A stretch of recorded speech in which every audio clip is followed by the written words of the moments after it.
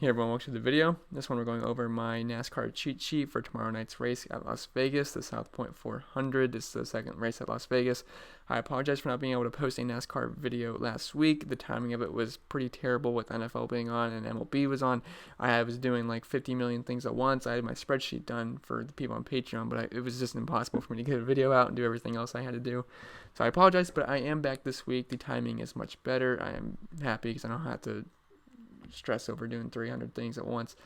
But anyway, before we continue, if you could leave a like, and if you're new to the channel, please consider hitting that subscribe button. It really helps me out. I really appreciate it. You can also follow me on Twitter at ChrisPennell16. And if you'd like access to my spreadsheet I put together every week, I got projections on there, rankings, all that good stuff. It's available in the link in the description below. So let's dive into the picks and the strategy and track info and all that. So let's start off with the track info. So this is the South Point 400. It's at Las Vegas Motor Speedway. It's an oval. It's a 1.5 mile in length. One of those cookie cutter tracks pretty much. There's going to be 272 laps, which means there's about 174 Dominator points available, give or take. And then the strategy and tips for this track, you're going to want 1 to 2 Dominators per lineup. We really want to look at practice times at this kind of track. The history here, we want place differential plays, obviously. And the most important thing is the big dogs tend to win these races. You're not going to get like mid-range drivers to win. It's the favorites usually. So that's kind of the strategy for this racetrack. And then let's do a little just driver by driver breakdown. No, not like a full driver on driver breakdown, but pretty much the guys I've colored I want to talk about. So up top, like always, is Kyle Busch at 11,500. Now he qualified 20th. He's been qualifying bad recently, which, it makes it tough for us because he's so expensive, but it makes us want to play him, which usually tends to work out. Like I know 2 weeks ago, people were telling me that Kyle Busch can't dominate the race because he qualified 33rd. That's not true. It's Kyle Busch. He can get up front every single racetrack. It does not matter if it's hard to pass or not. And if he gets up front starting 30th and ends up dominating, he's going to be in the winning lineup, and he's a safe play. This time he qualified 20th, and I will say this is not his absolute best track. He's very good here comparatively, but there is some other guys that are better here. But qualifying 20th makes him a safe play. He's always a threat to dominate. If you look at his practice times, let me fix this. It's actually 5-lap data. Yes, but if you look at his practice times, he was very good in practice. Let's use practice 2 because that's the most recent practice. He was second in the 5-lap, first in the 10-lap. Didn't really run 20-lap, he did run a 15-lap, which he was 8th, but not a lot of people ran 15 laps, so we can't put too much data into that.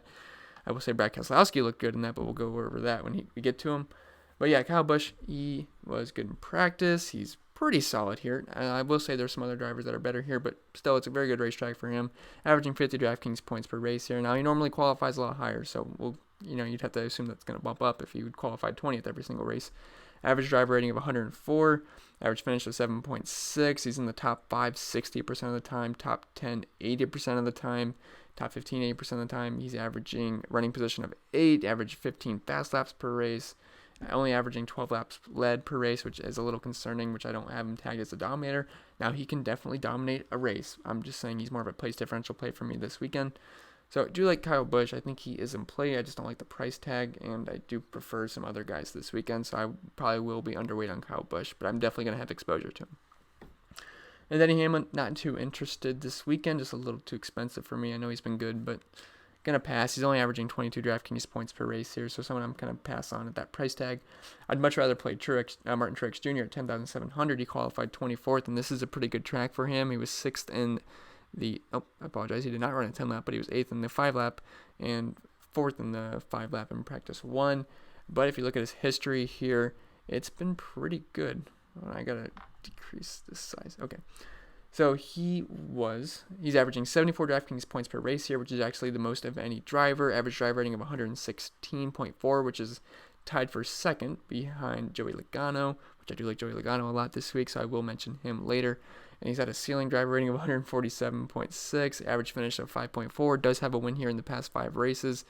Average top 5 60% of the time, top 10 80% of the time, top 15 100% of the time. So he's going to get positive place differential, and he can get up front and dominate. I don't care that he's qualifying 24th, guys. These guys can move up front and dominate. It's not, even if it's hard to pass, I'm not saying it's terribly hard to pass in Las Vegas, but they will be just fine. They're the best cars, so they can get up front. And he's averaging 50 laps led per race here, averaging 37 fast laps per race, average running position of 6.6. he's going to be just fine, and I do want to get exposure to him this weekend. And he's qualified 4 spots behind Kyle Busch, and he's nearly 1,000 cheaper, so I probably want to have more Martin Truex Jr. this weekend. Just my opinion. I honestly have no problem with Kyle Busch. I don't want it to sound like that. But one of my favorite plays is Kevin Harvick at 10,300. He qualified 3rd, and we're going to get into our first dominator, because I do think he's going to be the main dominator here. I think Joey Logano and Brad Keselowski can get up in the second portion of this race, but the early portion, I think this will be the Kevin Harvick show. Don't put too much into the 5-lap data in practice 1. He was 24th, but in the second practice, he was 4th, and the 5-lap, and 5th in the 10-lap, and he is very good at Las Vegas. He does have a win here in the past 5 races, average drive rating of 110.8, average finish of 17.8, but that has some flaws to it. So we're not going to put too much, we won't put too much stock into that. And like I said, he does have a win here at the top 5, 40% of the time, top 10, 60% of the time, top 15, 60% of the time, averaging 63 laps led per race here, which is the most out of anybody, averaging 29.8 fast laps, which is 3rd. So I do think Kevin Harvick is the main dominator of this race. I shouldn't say main. I think he's the early portion dominator, and I do think then Joey Logano and Brad Keselowski, one of those two, will dominate the other portion, or even Martin Truex Jr. or Kyle Busch. But I do like Kevin Harvick. I'd like to get him in most of my lineups, and I think he's a pretty safe play starting 3rd, because he's only behind Clint Bowyer and Daniel Suarez, and Kevin Harvick's a much better driver than those two guys. I'm not saying they're terrible drivers, but it's Kevin Harvick. He's a top dog. Then Kyle Larson, someone I'm going to pass on. He's really struggled with 1.5 mile tracks this season, so not looking to play Kyle Larson at 10,000. But let's get into some of my 2 favorite plays here. We got Joey Logano, who I do have tagged as the dominator, even though he's qualified 22nd. So you could also make him blue, but Excel does not give me the option to make someone blue and green. So he's a hybrid mix there. Joey Logano, though, he is great at Las Vegas. Qualified 22nd, which gives him a really nice floor, and he's only 9,700. I don't get the pricing there. I'm not complaining, because it's going to make him easy to fit in lineups with one of the higher end guys, because he's not priced as a high-end guy. He's only a 5-digit guy, or 4-digit guy on DraftKings this week, which I think is a mistake. And if you look at practice 2, he was 3rd in the 10-lap, 6th in the 5-lap. And then if you look at the long-run speed here, he posted top 3 times in both 15 and 20-lap runs. And he's averaging 65.25 DraftKings points per race here, 118 driver rating, average driver rating, average finish of 3.6, which is the second best on the entire, I almost said slate. I'm thinking like, NFL, but you know what I mean. Out of all the drivers, he does have a win here. He's in the top 5 80% of the time. 80% of the time. In the top 10 100% of the time. Brad Keselowski and Joey Logano both look great here. So I want to get them as much lineups as I want, and they are very affordable, which I do like quite a bit. And he's averaging 47 laps led per race here, 21 fast laps per race. He has an average running position of 4.8. I think Joey Logano is in a smash spot here. He should be great this weekend. I definitely love Joey Logano. Brad Keselowski at 9,500. He's even cheaper than Joey Logano, and he's got similar numbers to him. So I definitely like Brad Keselowski this week. I mentioned they have some similar stats, which we'll go over now. So if you look at practice 2, he was 1st in the 5-lap, 7th in the 10-lap, and then if you look at some long run speeds, he was 1st in the 15-lap and 5th in the 20-lap. And I know it's orange for his 5-lap data, but only like 6 guys ran 20 laps. So he's got a great car. He's averaging the second most DraftKings points a race here at 73 3/4, 116 average driver rating, the best average finish out of all drivers here with 3. Does have 2 wins in the top 5 80% of the time, top 10 100% of the time. Everything else is 100% of the time, averaging 33 fast laps per race here, which is 2nd, averaging 41 laps led. And he's has an average running position of 5.4, which is 2nd best only to Joey Logano. So Joey Logano, Brad Keselowski, 2 guys I want to get a ton of exposure in. I don't mind putting them both in the same lineup. And if you can fit Kevin Harvick, Joey Logano, and Brad Keselowski in a lineup, I think that's awesome. That's going to be tough to do, but definitely like those 2 guys, 2 of my favorite plays on the slate. If I had to rank my top plays, it would be either Joey Logano and Brad Keselowski is the ones, and then Kevin Harvick, and then some of these place differential guys. So, but I definitely like Martin Truex Jr. and Kyle Busch too, but love Joey Logano and Brad Keselowski. They're very affordable, and they're not going to break your bank. And then Kurt Busch, someone I'm not too interested in this weekend, did not post good practice times, does not have the best history here. And I should mention this is Kyle Busch's and Kurt Busch's home track, so not that it has to do with anything. But yeah, Kurt Busch, not too fond of playing him here. But Eric Jones, though, he qualified 26. He's 9,100. He's really expensive. I don't like that. But if you look at practice 2, he was 5th in the 5-lap, 4th in the 10-lap. Now, is this his best track? It is not his best track, but I think he'll be fine.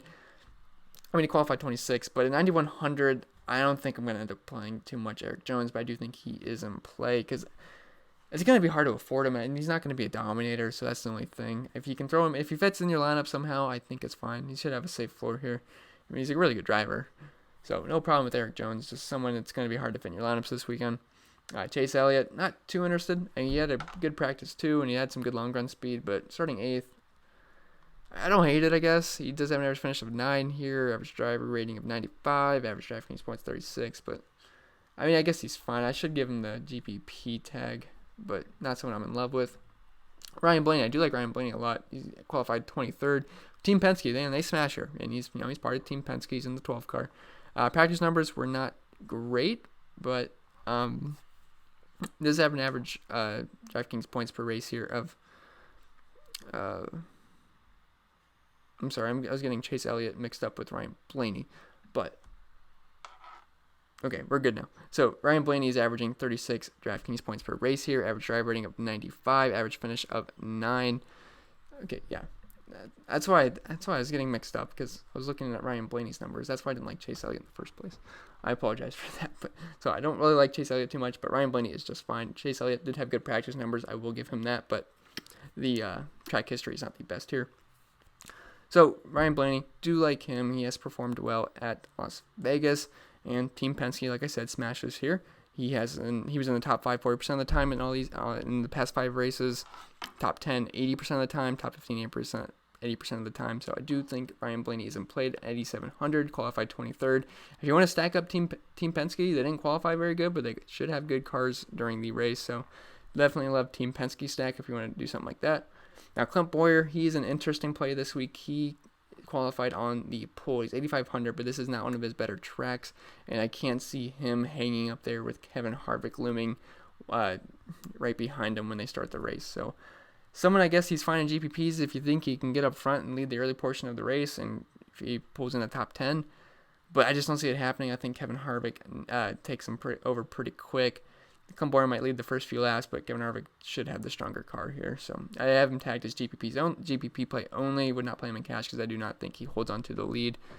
So someone I'm going to be underweight on because I know people love playing the guy in the pole, but I just don't really see it happening this week. William Byron, not too interested at 8,300. Qualified 14th. I know he had a good practice one, but probably going to be passing on him. Ryan Newman, he's kind of in a spot, 17th. If these guys fit in your lineup, I don't hate them, but not some of my core plays. Alex Bowman should be okay. I guess I can give him a place differential tag, but not one of my core plays.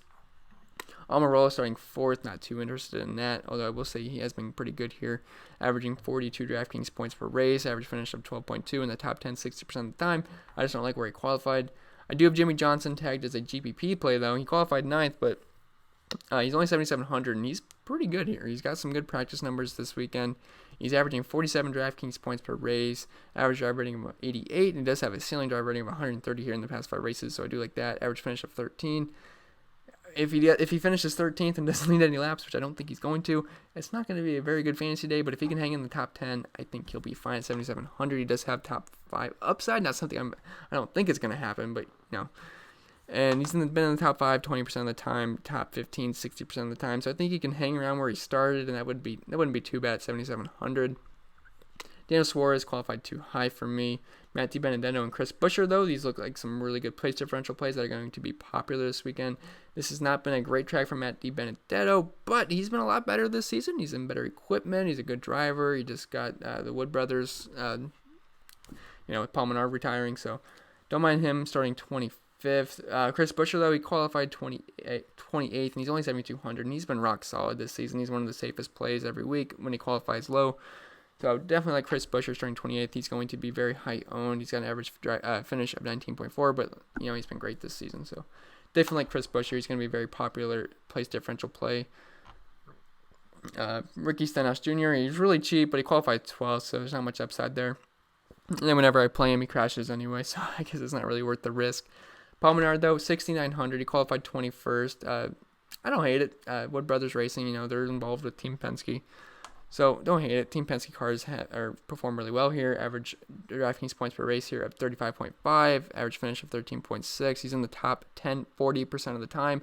I really like this play at only 6,900. I think he's going to be fine. Top 15, 80% of the time. Top 20, 100% of the time. So chances are he's going to move up. He's only 6,900. I would try to plug him in your lineups as a nice salary relief option. Bubba Wallace is extremely expensive for where he usually is priced, 6,600, but he qualified 31st, so I don't hate it. But again, he's not the best here. But I mean, there's not a lot of guys down here I want to play really. So Ty Dillon though, 27th. I don't mind that play either, but again, not in love with it. The numbers do not jump out at you. He does have an average finish of 20 though, so I will give him that.